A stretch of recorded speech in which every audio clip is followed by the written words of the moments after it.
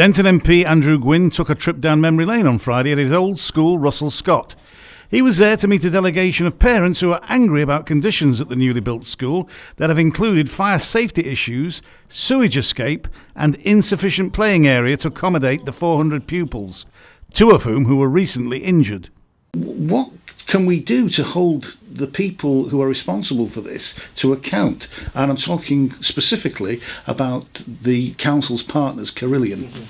Well, I'm really pleased to be here today because I get to see firsthand some of the issues, particularly in relation to the field and the lack of play space. And it's quite clear that some of the work that has been done, especially on the field, is completely substandard and unacceptable. I'll be going straight back to the council to say that I don't think it's acceptable to leave the school playing fields in the condition that they're in. They're completely unusable for the future without some pretty major rectification work, and I think the onus is on Carillion to come back to remove whatever it is they've put on the top of the field, because it's certainly not suitable for children to play on, and to make that not only safe but to make it usable for the school as a recreational space. I also think we need to get the council to sit down with the school to look at how we can get that play area extended, because it is far too small for 120 little kids. There's no space for them to run around, and particularly given that the field's out of bounds as well, completely unusable.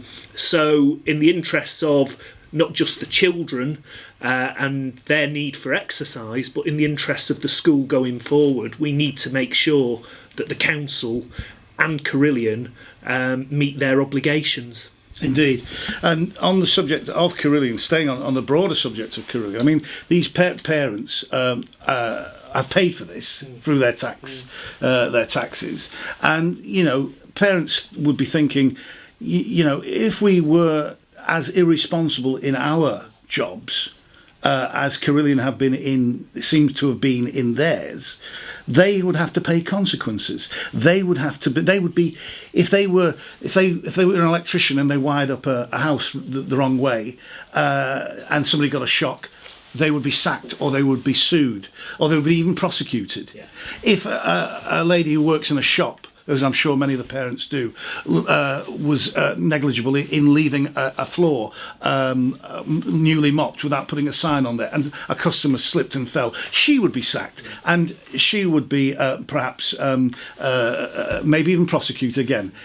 But Carillion, who've got this £300 million deal with the council, seem to be almost impervious, and the council seem to have this attitude of trying to deflect criticism from them. I mean, what can we really do to hold a company like this, a multinational company like this, who we've entrusted with our children's safety and well-being and other services besides? What can we really do to hold them to account? Well, firstly, I think scrutiny needs to be much tighter in respect of the obligations of Carillion as a building company, as facilities management organisation, because it's quite clear that some of the issues here at Russell Scott are more than just snags. I mean, whenever you have some kind of major building work, there's always snags that you have to go through.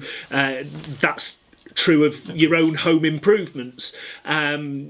I question whether you would need to wait 18 months to go through a snagging list. Indeed. And looking at some of the issues here on site, I think it's more than snags. You know, when you look at the water runoff from the field that has been elevated higher than the level of the playground and the paths, it's quite clear that that's more than a snag. It's a design fault. It needs to be rectified. It needs to be rectified quickly. When you look at what supposedly has been put on top of the field as topsoil with broken glass, chunks of tarmac, other sharp objects, that's a health and safety issue, and I think that they need to very quickly come back and remove whatever it is they've put on the top of the field and make it safe for children to use as a sports field. That's always been a sports field. It's no good them now saying it's being left as a meadow. It was never a meadow, well, certainly not in my lifetime. And when I came here 30 odd years ago, it was a sports field,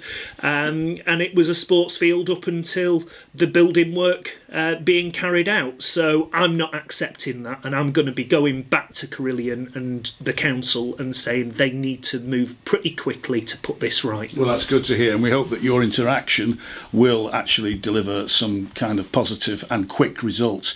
But I can't let you go without asking you. It's 30 years since you were here as a pupil at the old school, at the old building. Does this bring back any memories for you? It always brings back many happy memories, and I wasn't just a pupil at the old Russell Scott School that's stood where Crown Point North now is.